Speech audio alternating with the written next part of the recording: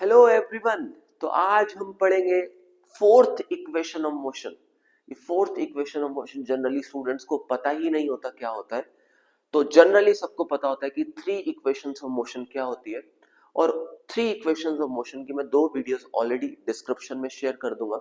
हम पढ़ चुके हैं three equation of motion by graphical method and three equation of motion by calculus method. तो फोर्थ इक्वेशन ऑफ मोशन को भी हम दो मेथड से डिराइव कर सकते हैं, और इस वीडियो में हम लोग सिर्फ जो लीनियर मेथड है उसी के बारे में डिटेल में बात करेंगे। क्यों? क्योंकि कई स्कूल्स में सिर्फ ये क्वेश्चन आता है कि आपको डिराइव करना है fourth equation of motion by normal method. तो जिस स्कूल में कैलकुलस मेथड आएगा उसके लिए मैं अलग से वीडियोस बनाऊंगा ताकि बाकी स्टूडेंट्स का टाइम वेस्ट ना हो यहाँ पर। तो हम लोग स्टार्ट करते हैं fourth equation of motion by normal method. तो इस इक्वेशन को पढ़ने से पहले आपको कुछ बेसिक चीजें पता होनी चाहिए।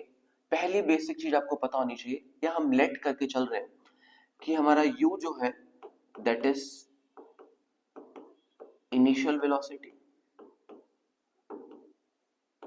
हमारा a जो है दैट इज एक्सेलरेशन, और sn जो है दैट इज डिस्टेंस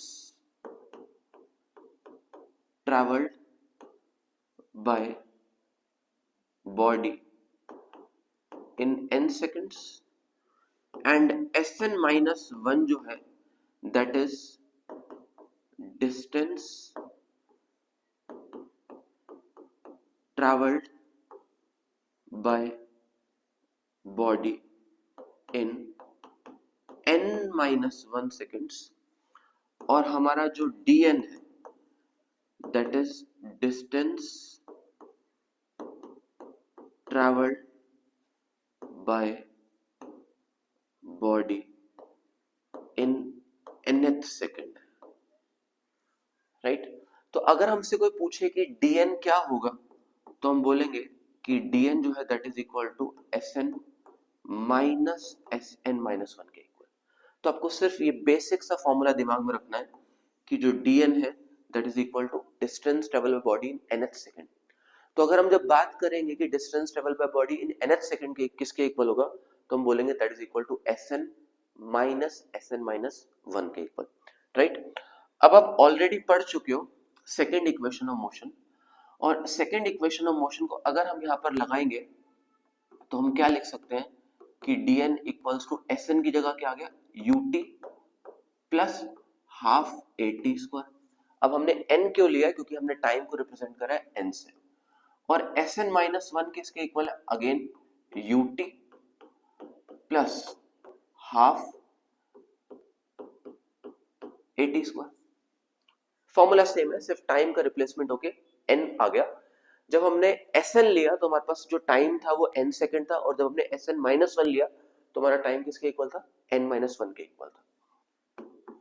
तो अगर हम इसको एक्सपैंड करेंगे तो ये हो जाएगा un plus half a n square, और अगर हम यहाँ एक्सपैंड करेंगे तो ये हो जाएगा un minus u plus half a minus b का होल स्क्वायर लगाएंगे तो किसके इक्वल आ जाएगा?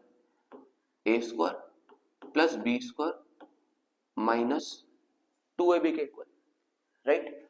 अब अगर यहां पर हम ब्रैकेट को एक्सपैंड करेंगे तो ये हो जाएगा un plus half a n square minus un plus u minus half a n square minus half a plus a N.